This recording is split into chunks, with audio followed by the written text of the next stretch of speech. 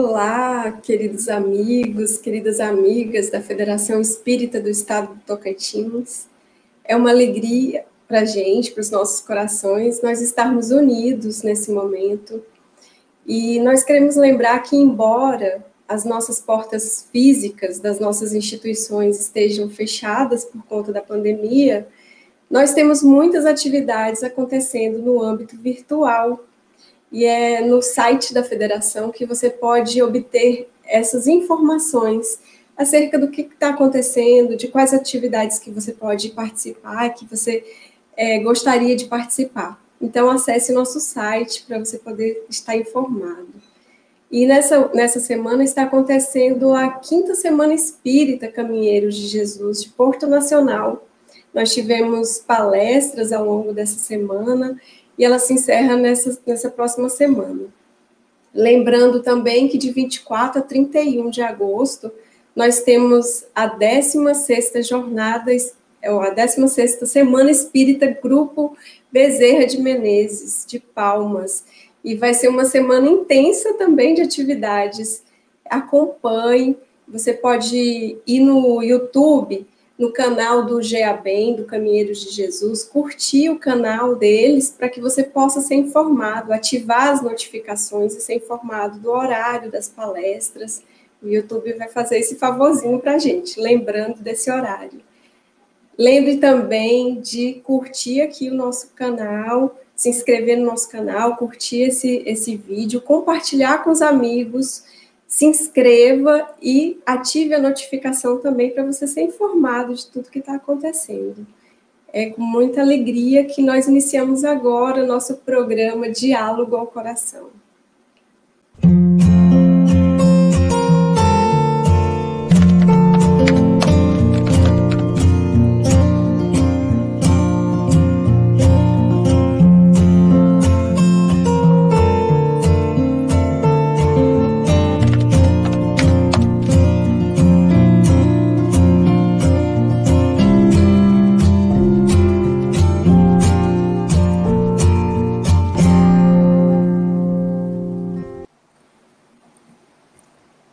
Sintam-se abraçados por todos nós que estamos aqui realizando essa atividade, que possamos permanecer juntos nesse momento, cujo objetivo é realizar reflexões, uma conversa muito informal, mas com muita responsabilidade sobre os mais diversos assuntos, assuntos que nos tocam a realidade íntima, realidade familiar, mas todos sob a luz da doutrina espírita, sob o viés dessa doutrina que nos orienta, nos consola e principalmente está aí para que nós possamos traçar as diretrizes das nossas vidas também com os esclarecimentos que ela nos oferece. Desta forma, essa é a proposta para que estejamos juntos nesse bate-papo, que num primeiro momento terá uma reflexão realizada pelo nosso convidado por cerca de 30 minutos. Após, serão realizadas as perguntas feitas durante a reflexão para que sejam respondidas por todos nós, levando em consideração que todas essas perguntas que são feitas garantem a interatividade desse programa que é feito de trocas. Que possamos estar juntos nesse momento, interaja conosco no chat, dê um abraço para aqueles companheiros, para aqueles amigos que estão aí, que de repente a gente invariavelmente não está encontrando, mas que está precisando de um oi, de um joia, por que não depois uma mensagem? É assim, é nesse programa que a gente quer que todos vocês estejam conosco. E dessa forma, nós gostaríamos de chamar a Janice para que possamos convidar o nosso expositor. Seja bem-vindo, Carlos Campetti. É uma honra, é uma alegria para nós, tocantinenses, recebê-lo aqui, né, no nosso calor de Tocantins. Obrigado, Janice. Pertinhos, embora tanta distância física. Sim. E antes de passar, Carlos, e formalmente te cumprimentar, nesse momento a gente recolhe os nossos sentimentos em agradecimento, em gratidão pela oportunidade do aprendizado, que nos garante segurança para a diretriz da nossa vida. E assim, rogando a presença da espiritualidade amiga e benfazeja conosco e nos nossos lares, nós pedimos autorização para que ela permaneça conosco e fique nos incluindo, nos asserenando nos pensamentos e nos sentimentos. Que assim seja, né, queridos amigos? Obrigado, Jorama. E olha só que bom, o Carlos Campetti está conosco hoje falando de um tanto quanto distante, né, Carlos? Que você não nos fala do Brasil. Mas o Carlos Campetti, ele é diretor da FEB, é também coordenador da área de estudos do Espiritismo do CFN, presidente do Centro Espírita, presidente do Centro de Estudos Espíritas Sem Fronteiras, que é um grupo totalmente virtual, com sede na Espanha, e autor de um livro que nos ajuda muito, junto com a sua esposa Vera Campetti, cujo título é Trabalho Mediúnico, Desafios e Possibilidades. O que resume tudo isso é um trabalhador do Cristo. Carlos, seja muito bem-vindo, receba o nosso abraço, tá? Muito obrigado, Jorama. Uma satisfação imensa estar com vocês e nós damos a nossa saudação fraterna a todos que nos acompanham, né, nesse momento, nesse diálogos do coração. A palavra está com você. Muito obrigado, Jorama. Né, Janice? Licença. Uma satisfação muito grande. O nosso agradecimento pela oportunidade de nós estarmos juntos para conversar sobre esse tema que nos chama muito a atenção. E que, será que realmente o Brasil será a pátria do Evangelho? Bem, na verdade, nós não temos autoridade para cogitar sobre o assunto. Quem diz isso é a espiritualidade superior, né? Logicamente que é uma proposta de trabalho para o Brasil, assim como os hebreus assumiram uma proposta de divulgar a ideia do Deus único, e com as suas dificuldades conseguiram levar essa ideia que hoje é presente em todo o nosso planeta. O Brasil também tem o compromisso de espalhar a mensagem de Jesus, a boa nova, o Evangelho para a humanidade.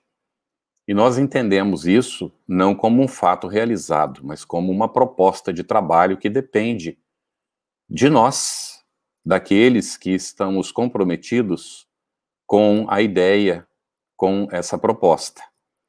Lógico que haverá quem não concorde, aqueles que são contra, aqueles que dizem que não existe isso. Isso faz parte do processo.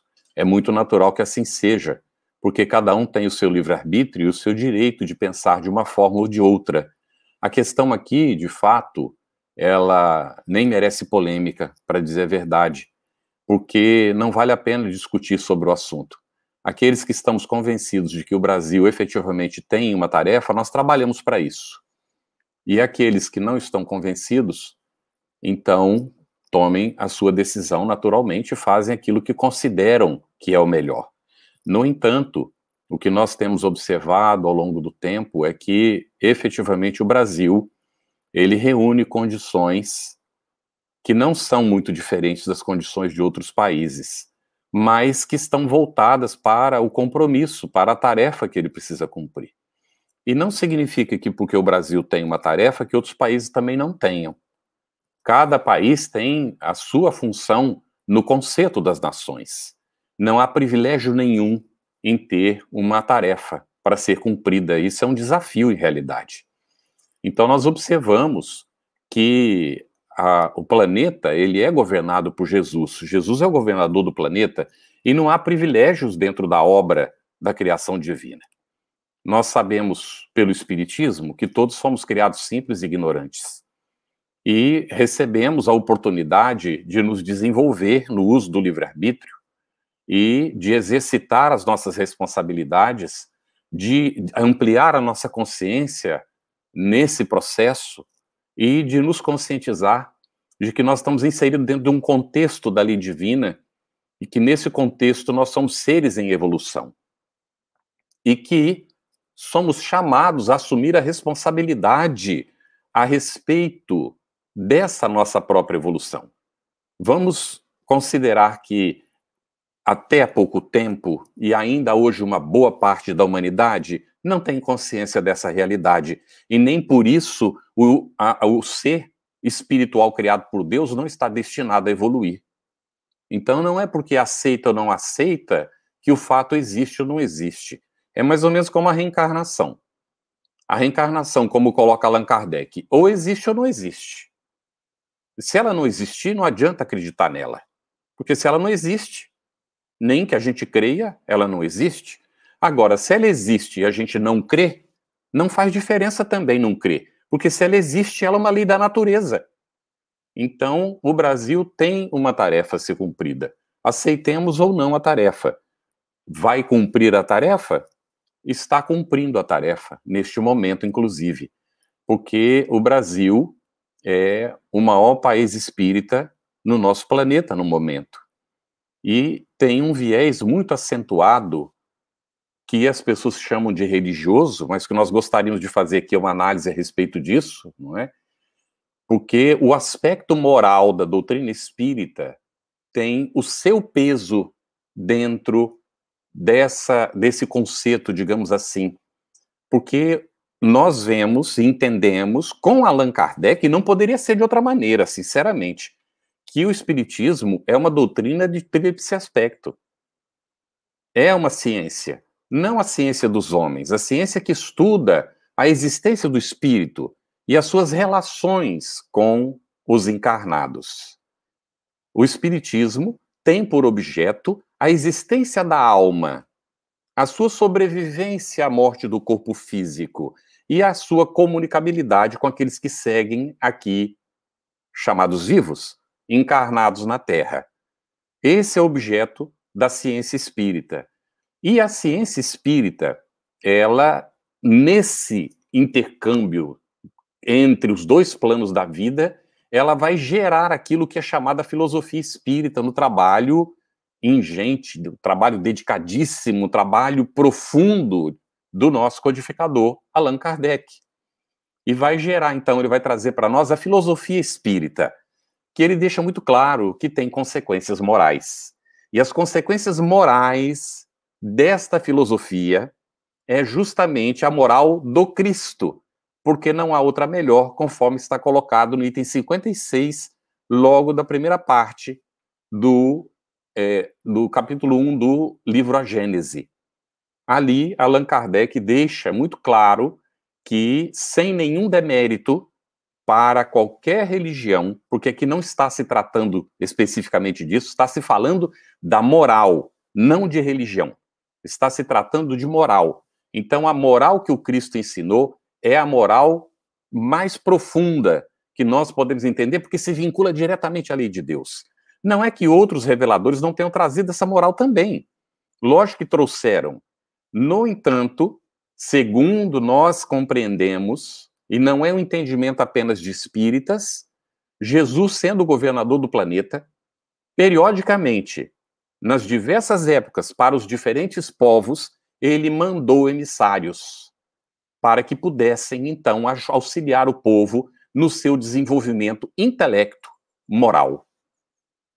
Então, nós observamos que há um planejamento para o planeta, um planejamento evolutivo para o nosso planeta, desde o seu surgimento até o cumprimento, então, de todas as etapas desse processo para chegar à condição de ser, algum dia, um planeta sublime, como todos os planetas na escala que estão submetidos à escala evolutiva na criação divina. Então, dentro desse conceito dos povos, em cada época, nós vamos encontrar povos exercendo determinadas funções para o benefício do conjunto. Não há ninguém, nenhum povo e nem indivíduo que tenha a sua vida programada, a sua existência programada para o exercício do mal. Isso não existe. o mal surge, o engano surge em função do nosso livre-arbítrio e das escolhas que nós fazemos. Porque toda a programação é feita no sentido mesmo do desenvolvimento e do progresso. Quando, então, nós começamos a debater as coisas e colocar os nossos pontos de vista e o que eu acho, o que eu penso, e querer impor aos outros os nossos pontos de vista, muitas vezes nós estamos simplesmente atrasando o nosso processo evolutivo e dificultando a marcha evolutiva dos outros. Tem muita gente cheia de opinião pessoal. Muita gente, infelizmente. E nos assuntos do espiritismo, seria muito interessante que nós evitássemos as opiniões pessoais. Porque, com toda sinceridade, já falei isso outras vezes e volto a repetir, a minha opinião pessoal, a minha opinião, ela não tem valor nenhum. Eu sou espírita. Nós somos trabalhadores espíritas. Quando nós falamos do espiritismo, temos que falar aquilo que nós entendemos do Evangelho de Jesus no ensinamento dos espíritos superiores. Então, vem alguém e diz assim, mas Brasil, Coração do Mundo é um livro só, recebido por um único médium. Realmente tem que desconhecer muita história para falar isso, não é não? É preciso, de fato, estar muito egocentrado para ter um pensamento desses. Me desculpe. Porque olha só a quantidade de mensagens que a gente tem relacionadas com o assunto desde a época do surgimento dos primeiros movimentos que estão registrados no próprio livro. Brasil, Coração do Mundo, Pátria do Evangelho. A luta daquele começo da implantação do espiritismo no Brasil, da transferência da árvore do Evangelho para a nossa pátria, nós vamos encontrar num livro chamado O Gênio Celta e o Espiritismo, de Leon Denis, que é o maior filósofo espírita depois de Allan Kardec. Leon Denis escreve nesse livro que, num dado momento, ele consegue perceber que as energias, as luzes da nova revelação são trasladadas em direção, elas vêm em direção à América do Sul. Então, desde Leon Denis, já se percebe o que estava acontecendo. Depois, mais tarde, nós vamos receber informação de Chico Xavier, de que muitos espíritas da época de Kardec, posterior à época de Kardec, ao desencarnar na Europa, vêm a reencarnar no Brasil e na América do Sul, justamente comprometidos com essa tarefa que o Brasil tem. Então, nós não podemos fazer afirmativa sem conhecer efetivamente aquilo que nós estamos falando, porque geramos confusão na cabeça das pessoas. E, de fato, nós estamos chamados ao exercício da compreensão e da fraternidade, uns em relação aos outros, para que, então, sejamos receptivos, de fato, a essas propostas de fraternidade universal. O convite que nós vamos encontrar no Evangelho de Jesus é efetivamente de amor. E o Espiritismo não poderia trazer outro convite, outra mensagem, que não fosse essa mesma. Portanto, a tarefa do Brasil é, de fato, não é, ser o coração do mundo, a pátria do Evangelho. Essa é a tarefa. Depende, então, conforme a gente já colocou anteriormente, do nosso trabalho, do nosso esforço, da nossa dedicação efetiva para que isso aconteça. Porque o fato de ter recebido uma tarefa não significa que ela já está cumprida. Nós estamos a meio caminho, nós estamos caminhando para isso. A espiritualidade nos deu todos os elementos. Examinemos hoje, apesar de dizerem que a gente, não é que se distribui por aí, cerca de 7 mil livros espíritas, bastante cuidado com isso, porque nós poderíamos considerar, inclusive já ouvimos do Divaldo também a respeito do assunto, que nós temos aí uns 2 mil livros espíritas que vale a pena a gente ler, a gente conhecer. Obra maravilhosa, começando naturalmente pela codificação e passando pelos clássicos do espiritismo e depois, então, aqueles autores desencarnados e encarnados fiéis à proposta da codificação. E aí nós vamos encontrar cerca de 2 mil obras para estudar. Então, no Brasil, tem um privilégio imenso, não falta a informação. Não falta informação. Podem colocar pergunta, viu? Se tiver, não tem problema, não. Aí parece que tem já uma primeira pergunta. Fiquem à vontade, porque se colocarem a pergunta, a gente encaixa dentro do comentário no momento que for possível, tá bem? Então, nós vamos encontrar no prefácio do livro Brasil, Coração do Mundo, Pátria do Evangelho, nós vamos encontrar Emmanuel fazendo o comentário.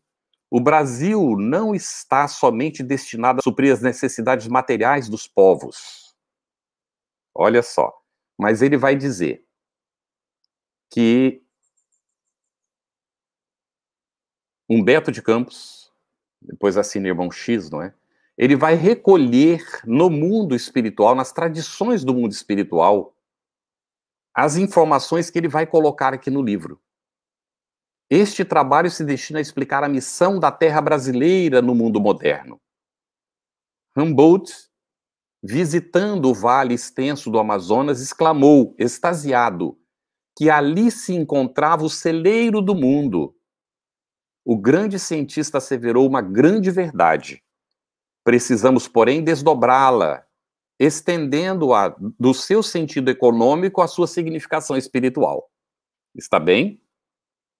Nós vamos ver. O Brasil não está somente destinado a suprir as necessidades materiais dos povos mais pobres do planeta, mas também a facultar ao mundo inteiro uma expressão consoladora de crença e de fé raciocinada, e a ser o maior celeiro de claridades espirituais do orbe inteiro.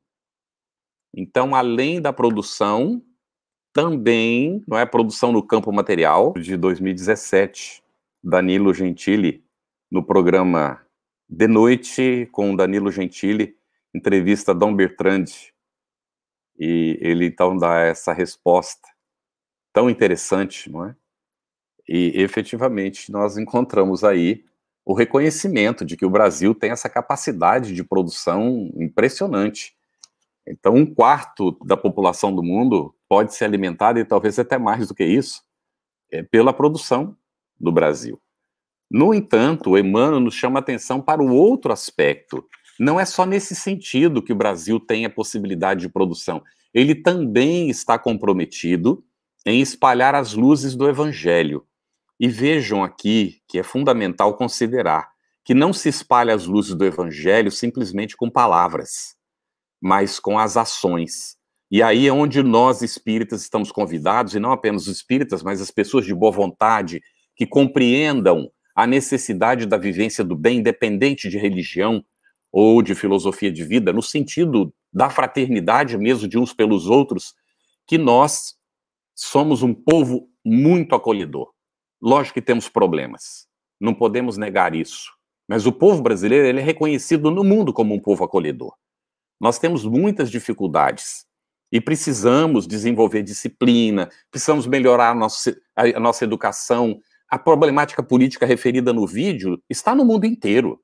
Não é apenas aqui no Brasil que nós temos dificuldade política. O mundo todo passa por uma crise política e econômica também.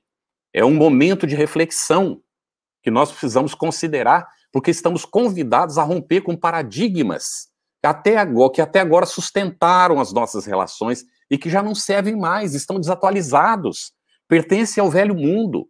Nós estamos convidados a encontrar novos parâmetros para o estabelecimento das nossas relações, não mais apoiada apenas no lucro, no interesse egoístico de pequenos grupos, mas no interesse efetivo da maioria e na busca de um equilíbrio no sentido da verdadeira fraternidade, de nós eliminarmos ou minimizarmos o quanto pudermos a competição para valorizar a cooperação. A proposta é efetivamente renovadora e boa. Ela não é nova, mas ela é renovadora no sentido de ser colocada em prática, porque até então nós temos visto ações isoladas nesse sentido. Nós estamos chamados como povo a isso, a ser um povo cooperador, desprendido, desinteressado e efetivamente dedicado ao bem do nosso semelhante. com muito cuidado e atenção, porque há lobos no mundo. Há, infelizmente, os que querem dominar no campo da matéria porque desconhecem a realidade espiritual. O que o Brasil tem para apresentar, de fato, é essa realidade espiritual que transcende o campo da matéria, com aquela consciência de que, uma vez morto o corpo, o espírito permanece, a alma segue. Tá bem? Então, nestes tempos de confusões amargas, consideramos de utilidade um trabalho desta natureza, Emmanuel coloca. Então, nós vamos ver que é efetiva a necessidade da nossa dedicação para que o Brasil possa cumprir essa tarefa. Se outros povos atestaram o progresso pelas expressões materializadas e transitórias, o Brasil terá sua expressão imortal na vida do espírito, representando a fonte de um pensamento novo, sem as ideologias de separatividade, e inundando todos os campos das atividades humanas com uma nova luz. Eis, em síntese, o porquê de nossa atuação nesse sentido. Então, Emmanuel resume para nós qual é a proposta a qual nós estamos convidados. E seguramente não faremos isso brigando uns com os outros, nem disputando quimeras, ou perdendo nosso tempo para imposição de pontos de vista pessoais. Há aqui um convite.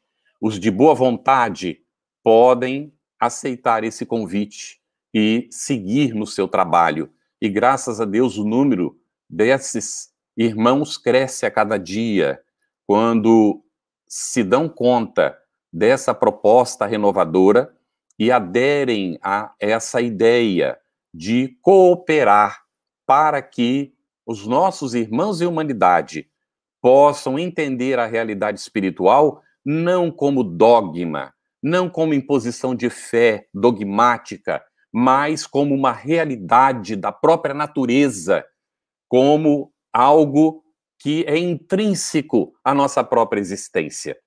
O espírita, ele não é espírita porque nasceu num lar espírita ou porque alguém o convenceu a ser espírita.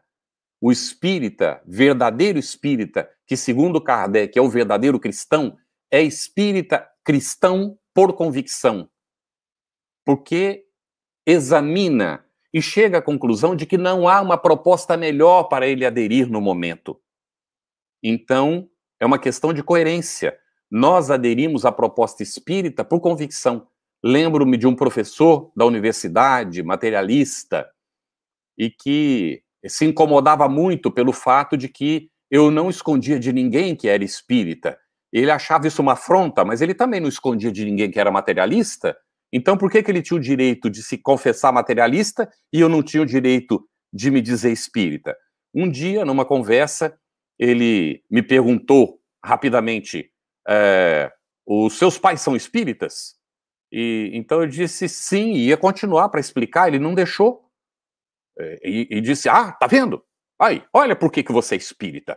Isso é uma questão realmente de imposição familiar ou cultural, porque religião não faz sentido, e falou, não deixou de jeito nenhum, nem que pudesse fazer qualquer tipo de explicação, porque eu poderia ter dito a ele, meu amigo, o meu pai era espírita quando eu nasci, mas minha mãe católica, e ia à igreja, me levava à igreja quando eu era pequeno. Aos 10 anos da minha vida, nós iniciamos o evangelho no lar, e minha mãe nunca mais foi à igreja depois disso, porque o evangelho entrou dentro de casa, e era o que ela tinha necessidade, que era o que ela ia buscar na igreja.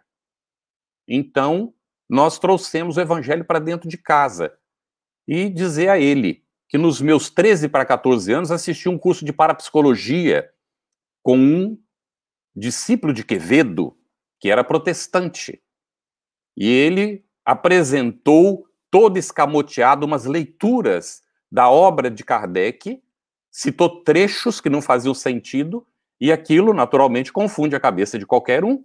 Então, o meu pai acabava de chegar de viagem, e eu lhe disse, eu não sei se vou ser espírita, porque se for verdade o que disse esse senhor, o espiritismo é uma confusão, não dá para se aceitar isso.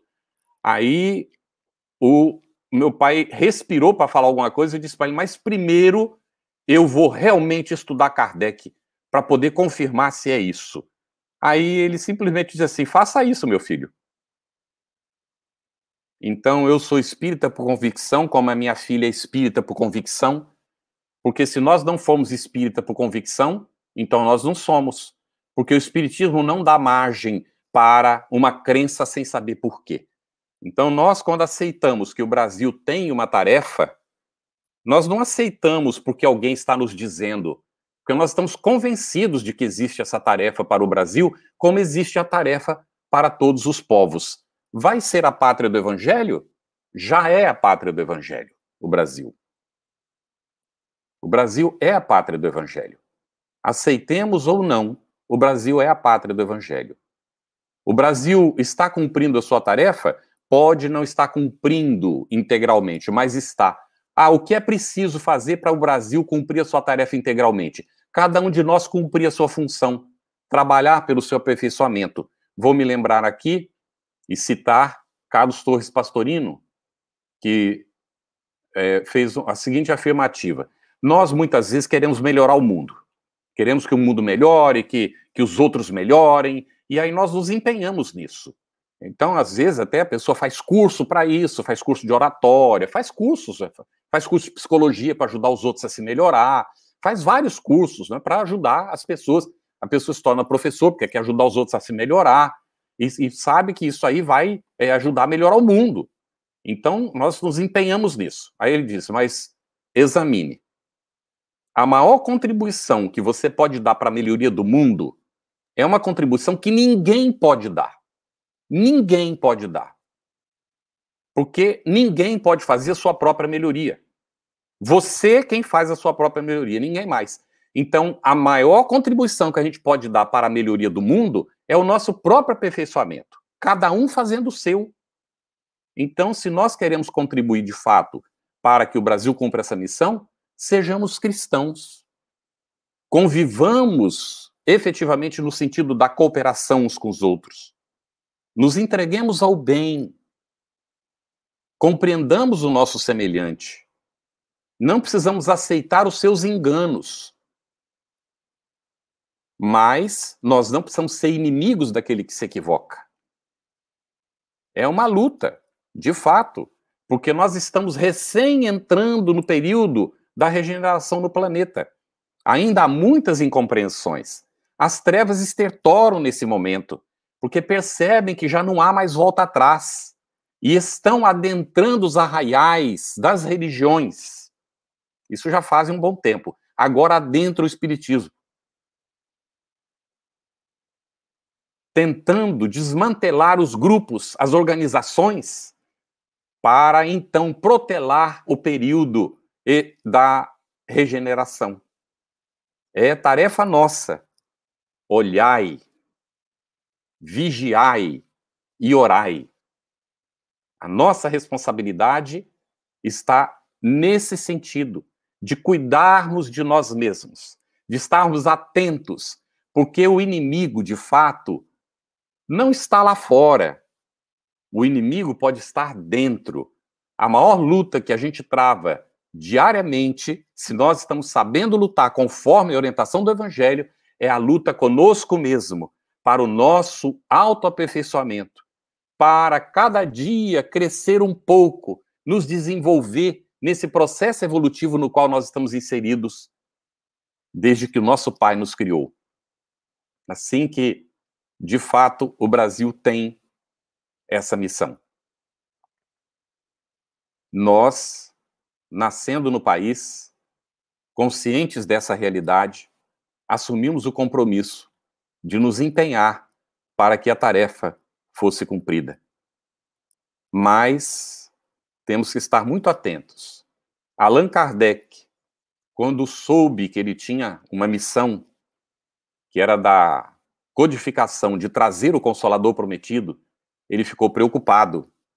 E ele pergunta ao Espírito de Verdade: e se eu falir?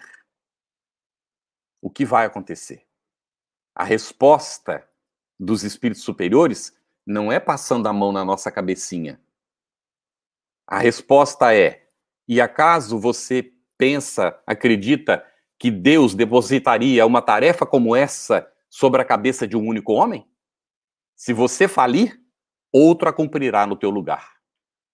Então, se nós não honramos o compromisso que assumimos, outro assumirá a tarefa, porque a tarefa existe e ela precisa ser cumprida.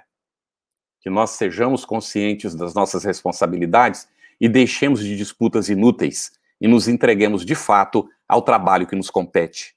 Porque o que vai contar para a nossa consciência não é para os outros verem, que isso pouco importa, mas o que vai contar para a nossa consciência é se nós estamos cumprindo com a tarefa que nós assumimos perante a nossa própria consciência. Nós vamos para um pequenino intervalo e retornamos em seguida. Não vá embora, por favor.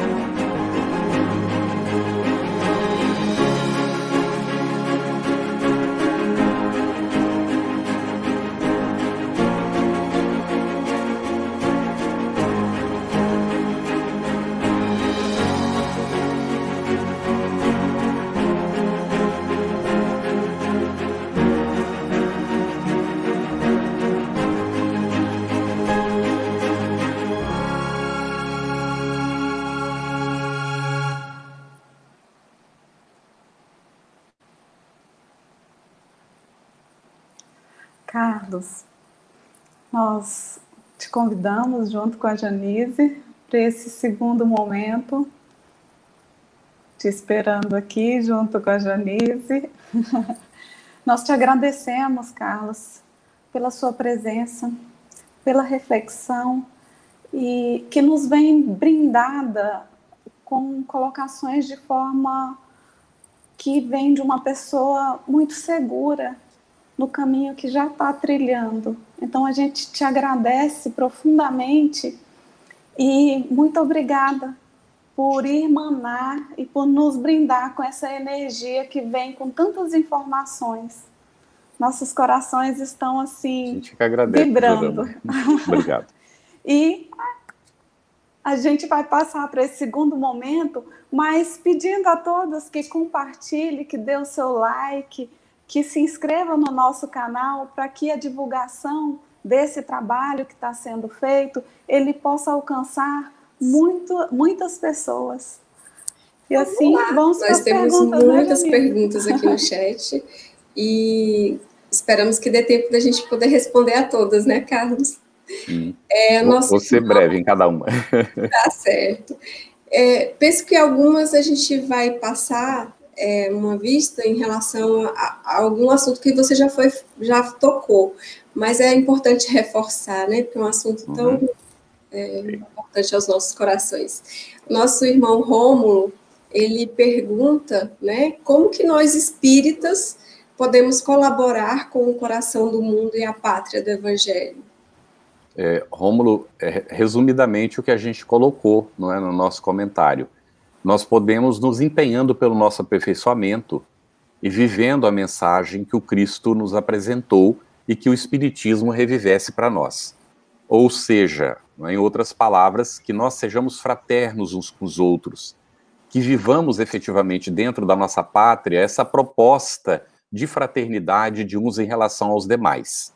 Não temos, às vezes, uma missão de divulgação ampla da doutrina espírita, mas no nosso círculo de convivência nós exercemos influência pelo nosso comportamento, por aquilo que nós realizamos, pela coerência daquilo que a gente é na convivência com os demais.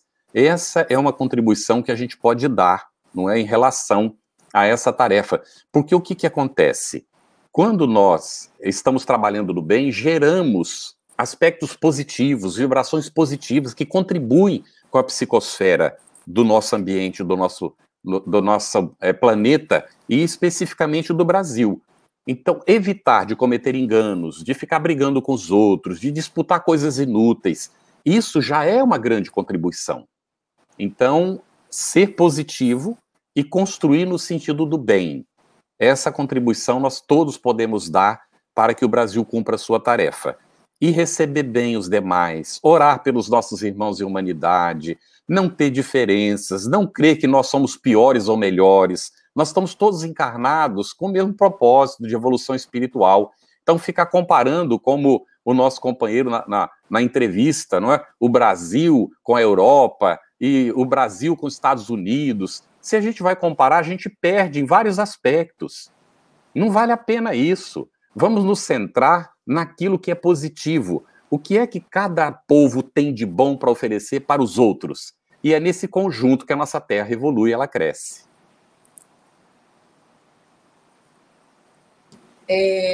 No prefácio da obra Brasil, Coração do Mundo, Pátria do Evangelho, que você leu, um trechinho para a gente, né?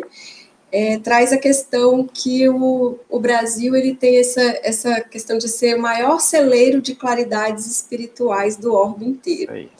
E aí a nossa irmã Adelma, ela vem perguntar para a gente, né, como conciliar a pátria do Evangelho, celeiro do mundo, em produção e respeito aos recursos naturais e seus povos tradicionais. Muito bem, Adelma, pergunta maravilhosa, e nós precisamos aprender nisso. A pandemia está nos levando a algumas reflexões, já tem vários pensadores examinando a questão da alimentação nossa, que não é muito adequada, só que não é só isso, não. A gente tem, para produzir, por exemplo, a carne que a gente consome, é preciso destruir florestas. Será que esse é o melhor caminho de fato? Precisamos repensar muita coisa. No entanto, por outro lado, países que já desflorestaram todo o seu território, agora estão produzindo plástico para inundar o mar de plástico. Existe um mar de plástico dentro do mar, hoje em dia. É uma questão de conscientização. Não é apenas de um povo ou de outro povo, é de todos os povos. Nós assumimos essa responsabilidade de respeitarmos mais o nosso planeta. A FEB trabalha em todos esses aspectos, não é?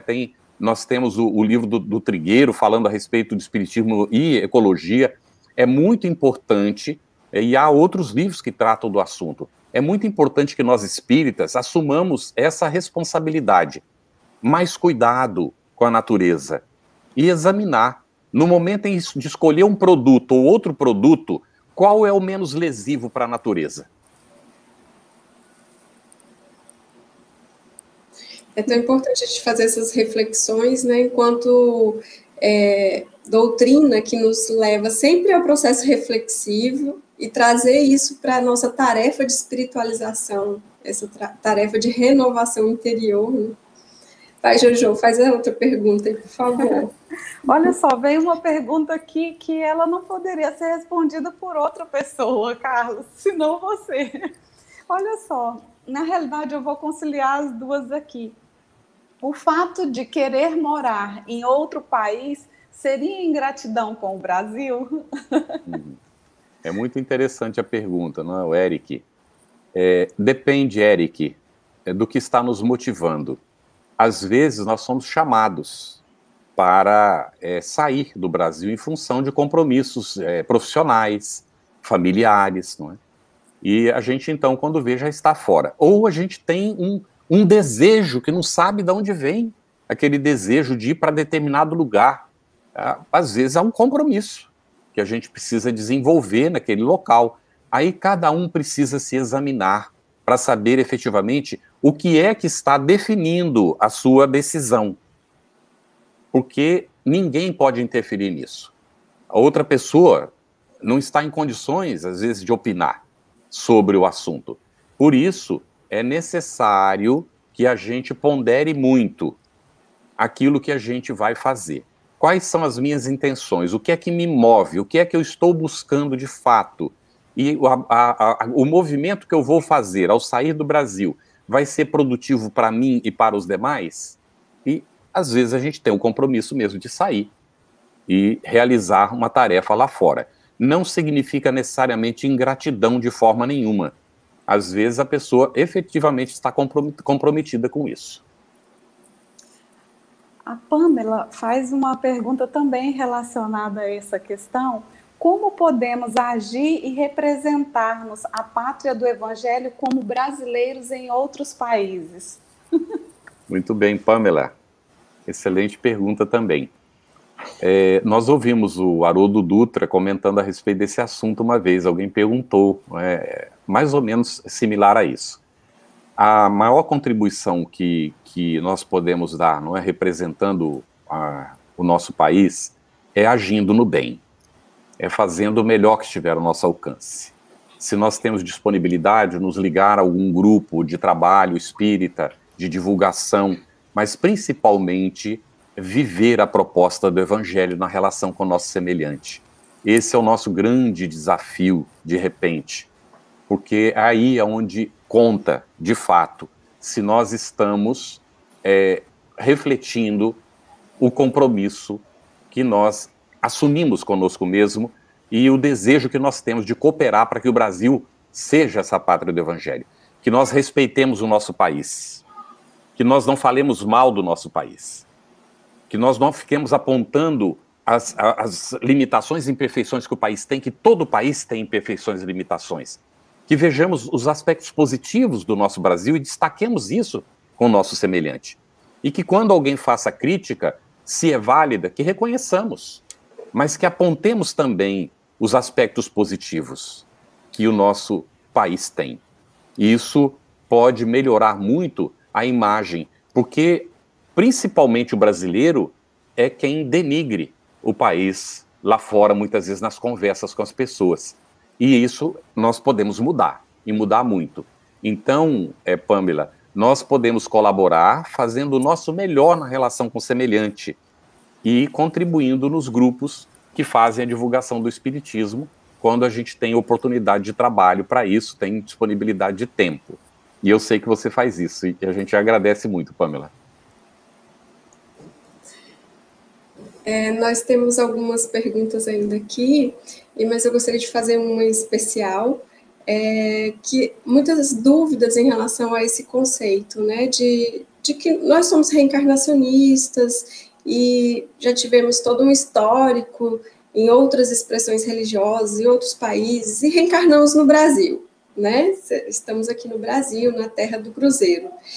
E aí nós queríamos saber, dentro desse processo de reencarnar no Brasil, no sentido de levar as claridades espirituais, seja no processo de unificação do movimento espírita, ou em outras vivências religiosas, como que você pensa isso? Se é só no espiritismo ou seria também dentro de outras expressões religiosas? Olha, a diferença está em que nós espíritas estamos conscientes dessa realidade.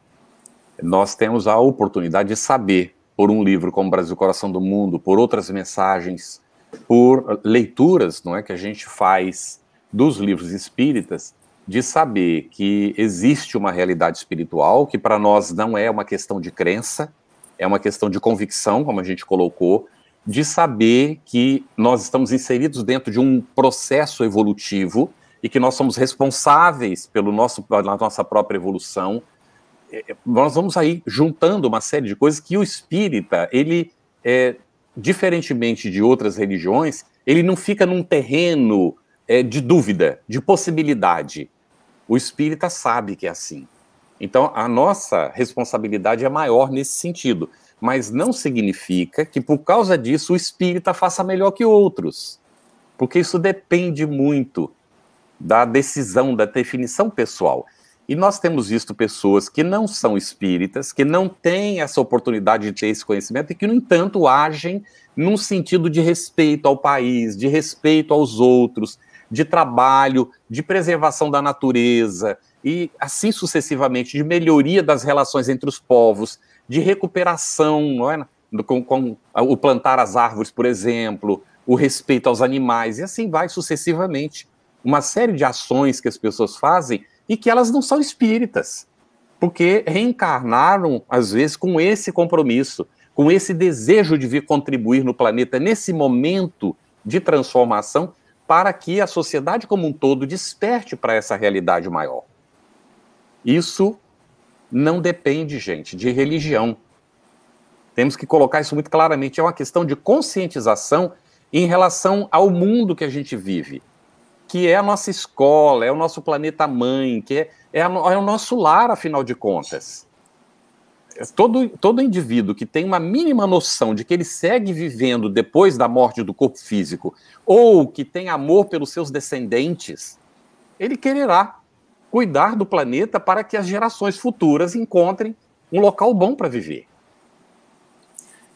Carlos, eu queria só emendar uma perguntinha, porque assim, nesse sentido, a gente trabalha muito na perspectiva da renovação interior, né, dessa educação do pensamento do homem, mas nem todos caminham nesse sentido, mas mesmo caminhando aqui nesse sentido de renovação, você pode nos dizer o papel do estudo verdadeiro das obras básicas, reforçar essa questão do estudo do espiritismo, até tendo em vista que você é coordenador também nacional dessa área, mas renovar para a gente esse compromisso?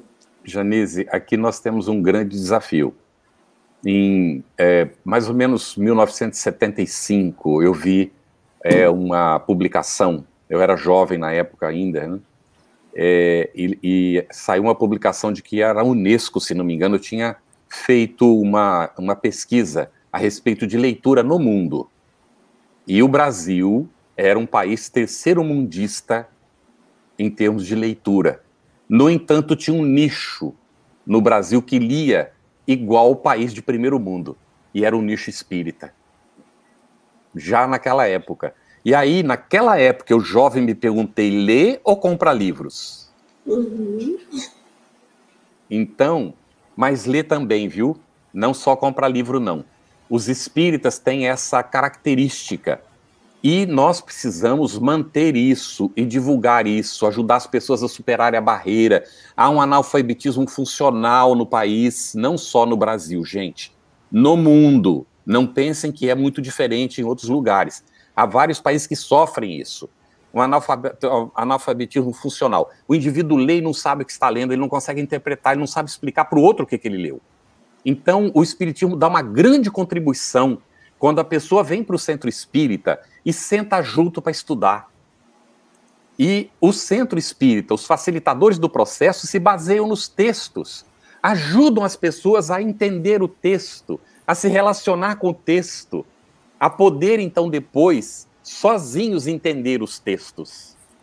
Essa contribuição o espiritismo dá além da própria divulgação do espiritismo, para ajudar o indivíduo a vencer esse analfabetismo funcional.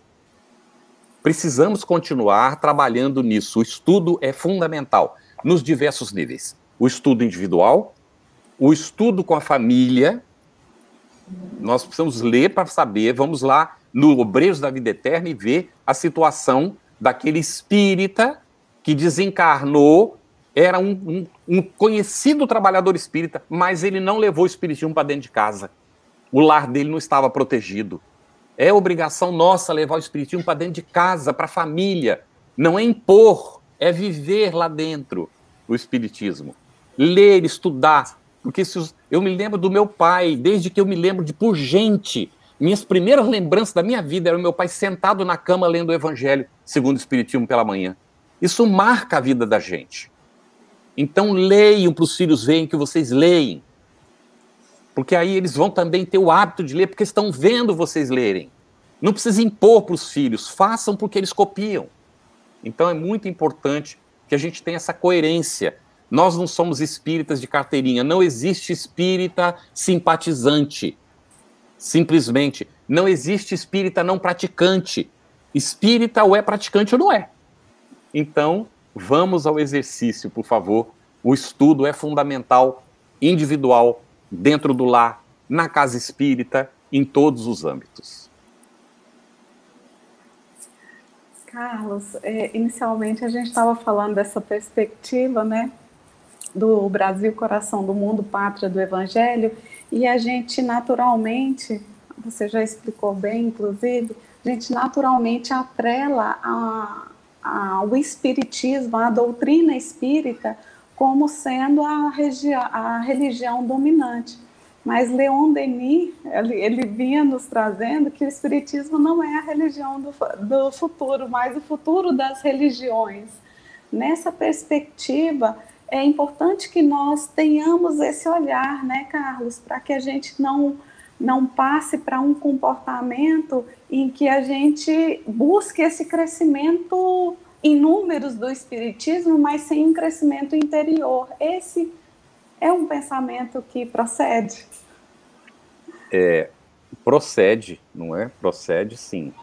Nós precisamos estar atentos a essas orientações dos nossos, digamos assim, aqueles que foram fazendo o corpo da filosofia, não é? Porque eles passam as orientações que a gente tem necessidade. Então, procede que está sendo colocado e cabe a cada um conseguir fazer esse link, digamos assim, essa vinculação pelo esforço próprio. Tá bem? Não sei se eu alcancei totalmente a sua pergunta, tá? Se for necessário, repete que eu vou mais algum ponto. Tá ok. Vamos para os próximos que a gente vai conseguir fazer todas. O nosso amigo Paulo Lopes, ele faz uma pergunta, Carlos.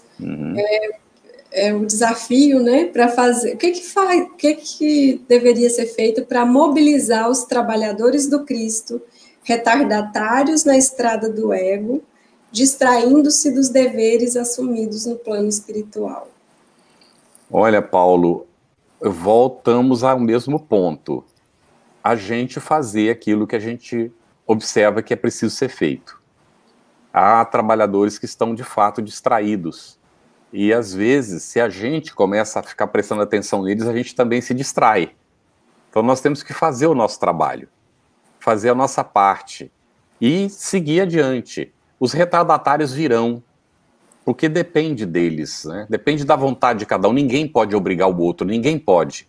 Cada um tem que tomar a sua decisão e vai tomar a decisão no momento próprio, no momento devido e se encaminhar. Se todos nós tivéssemos seguido o Cristo, desde quando tivemos a primeira oportunidade, a Terra já estaria transformada. Olha, Emmanuel. Vai sair um livrinho da Sueli Caldas Schubert, uma leitura interessante do livro Há 2000 anos, falando da mediunidade de Chico na relação com Emmanuel. Uma coisa maravilhosa. E ali a gente encontra as lembranças, aquele momento em que Emmanuel vai em busca do curador, do sanador, que ele não estava querendo encontrar o Cristo, ele queria encontrar aquele que pudesse curar a filha dele, mas ele encontra, na verdade, o Cristo, e diz para ele, que fala para ele, será agora ou será dentro de alguns milênios, mas você vai despertar. Estou falando com as minhas palavras, não é? E demorou, porque ele não soube compreender. Precisou passar séculos para que ele finalmente despertasse. E olha a obra monumental que esse espírito está fazendo hoje, fez, inclusive, continua fazendo para nós. Então, Paulo, todos despertaremos, mais cedo ou mais tarde. Mas a questão do despertar do outro é uma questão do outro. Nós precisamos estar muito atentos no nosso despertar e que nós já estamos fazendo com o nosso despertar. Assim a gente auxilia mais aqueles que estão ainda retardatários. E aí, falando de lançamento de livros, né, porque a gente, é muito caro esse assunto para a gente, o seu Ademar, ele questiona se você sabe informar a respeito disso, né? Parece que a FEB ia lançar 4 livros de Rusteng, E qual a relação das obras de Rusteng com o Espiritismo? Se você puder explicar isso para a gente. Ok, Ademar. É uma questão polêmica, porque na época posterior a Kardec, logo em seguida Kardec, gerou dentro do movimento espírita francês uma confusão tremenda, e surgiu alguma coisa chamada como rustenguismo. E aí nós temos o hábito de dizer que se existe rustenguismo, existe também kardecismo. E aí eu me examino como espírita e digo, se eu me disser kardecista, eu não sou espírita, porque eu não entendi a proposta espírita. Porque Kardec deixou claro que a doutrina não é dele. E dentro do espiritismo não cabe essas divisões. Kardec deixou isso muito claro. As divisões são questões da nossa inferioridade. Então, no espiritismo existe o espiritismo. Nem espiritismo de mesa branca, nem de mesa escura, não existe linha não sei das quantas, não existe nada disso. Existe o espiritismo. Há pessoas que se apropriam do nome indevidamente, como vem acontecendo agora, querem fazer espíritas daqui, espíritas dali, mas não são, nenhum deles são espíritas, porque se fosse ser espírita, pronto. Então, a gente tem que tomar até muito cuidado para não dizer que o movimento espírita está dividido, porque não está, não. Essas pessoas que estão fazendo esses barulhos não são espíritas, evidentemente, porque se fosse, não estariam fazendo barulho. Então, fiquemos tranquilos e sigamos com Kardec, em todas as circunstâncias. E Kardec, quando recebeu a obra de Rusteng, a examinou, ele publicou na Revista Espírita. Esta obra tem uma vantagem. Em nada contraria a filosofia expressa no Livro dos Espíritos. E as pessoas esquecem que Kardec escreveu isso. Outra coisa que as pessoas esquecem é que quando Kardec desencarnou, ele estava fazendo a mudança da livraria e havia uma relação de livros que ele vendia. E nessa relação de livros estava a obra Os Quatro Evangelhos de Rusteng. Ah, mas Kardec fez uma crítica muito séria à questão do corpo fluídico. Fez. E qual é o problema? Eu vou perguntar para vocês, não é, com toda sinceridade, faz alguma diferença para a nossa evolução espiritual se Jesus teve um corpo fluídico ou teve um corpo de carne que nem o nosso? Faz alguma diferença? Agora, a pessoa se apega a isso e deixa de estudar a interpretação que é maravilhosa, versículo a versículo, dos evangelhos. É um tanto cansativo, de fato, porque a linguagem ela é repetitiva, essa coisa toda, eu também acho isso. No entanto, fica ao critério de cada um. Agora, existem as pessoas que dizem que não pode ler Rusteng, não, porque Rusteng contraria Kardec. Aí a gente diz assim, você estudou Kardec mesmo? Kardec recomendava ler, inclusive, os que combatiam, para a gente formar opinião própria. Então agora nós vamos ter também índex proibitório no espiritismo? Espírita, preserve o seu direito de tomar decisão por você mesmo e não deixe os outros tomar decisão por você. Leia o que você considerar que precisa, mas primeiro leia Kardec. Entenda Kardec. Compreenda Kardec. Sinta Kardec. Viva Kardec. E quando estiver fazendo isso, pode ler o que você quiser, que você não vai se desorientar. Então, a nossa base é Kardec. E eu não encontrei nunca uma pessoa que estuda Rusteng até hoje que não afirme o que eu estou afirmando. Não encontrei. Pode ser que exista, mas eu não encontrei. Porque todas as pessoas que eu conheço que estudam e leram e estudam Rusteng, essas pessoas se afirmam. Kardec é a base. A gente começa por ele, continua com ele e segue com ele.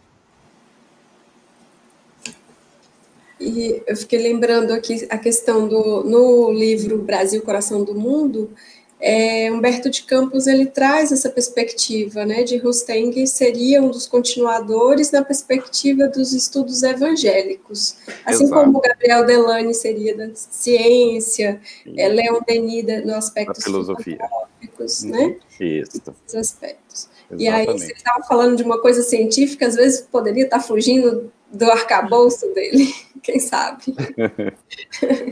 Janise. Oi. Carlos, chegamos ao fim. Oh. Que pena. Estava tão bom, Juju. Estava muito bom. Suas considerações, Janice, para o Carlos? Carlos, só muita gratidão por esses momentos que podemos conversar. Fica aquele desejo da gente ter outros momentos como esse, para que a gente possa estudar um pouquinho mais sobre outros assuntos e que a gente tenha muitos e muitos momentos pela frente nesse assunto. Obrigado. A gente deixa um grande abraço a todos, um abraço a vocês e o agradecimento pela oportunidade de nós estarmos juntos, né, tratando desses assuntos. E a gente coloca Brasil, coração do mundo, pátria do evangelho, está no nosso coração. O Brasil, de fato, é o coração do mundo, é a pátria do evangelho, e aqueles que estão convencidos disso, trabalhemos juntos. Sigamos trabalhando, não pelo bem só do nosso país, pelo bem do nosso planeta. Jesus deseja que o nosso planeta avance, e ele se empenha nisso, se dedica a isso. E se nós somos irmãos dele, já entendemos a proposta, sigamos com ele, façamos o melhor que estiver ao nosso alcance. E que ele nos ampare sempre, para que a gente viva de fato a fraternidade de uns para com os outros. Muito obrigado. Carlos, Janice, obrigada. A gente agradece também todos os outros trabalhadores que estão conosco aí, ajudando na realização desse trabalho e que ocorre a várias mãos, né, para que a gente esteja aqui da melhor forma possível. Mas o fato é que a gente terminou e a gente agradece, Carlos, essa mensagem, essa reflexão, junto com todas essa interação que aconteceu, porque ela traz um otimismo que nos renova a seguir adiante. E é nessa perspectiva de otimismo e de força para seguir que a gente finaliza, agradecendo a todos que estiveram conosco e que a gente possa seguir, passar isso para as outras pessoas e tendo isso como uma vivência íntima, a necessidade de se projetar nesse olhar de que a gente tem o evangelho íntimo e que a gente vai conseguir que o nosso Brasil expresse através de nós. E assim nós finalizamos agradecendo a espiritualidade amiga e benfazeja, a todos aqueles que conosco estão, rogando, em especial, pelas pessoas que se encontram padecendo nos hospitais, acometidas pelas mais diversas patologias, doenças, que elas possam se recompor física, espiritual e psiquicamente, tendo a fé em Jesus, em Deus, de que a vida é seguir adiante. Muito obrigada. A Federação Espírita do Estado do Tocantins agradece a presença de todos. Muito obrigada.